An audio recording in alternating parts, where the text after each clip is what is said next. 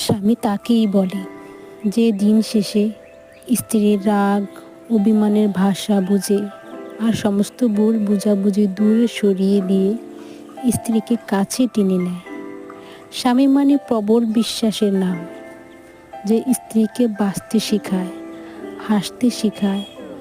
তাই তো নারী পরিবারের সমস্ত সুখ ত্যাগ করে শুধু স্বামীর কাছে থাকতে চায়।